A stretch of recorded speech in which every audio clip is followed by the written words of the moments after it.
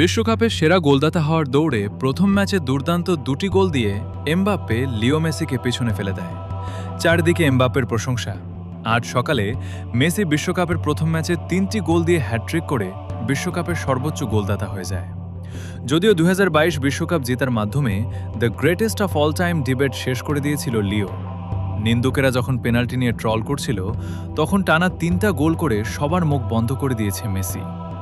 কিন্তু আজ একটু পরেই মাঠে নামবে the real god Cristiano Ronaldo. Ronaldo কি পারবে আজ 4টা গোল দিতে?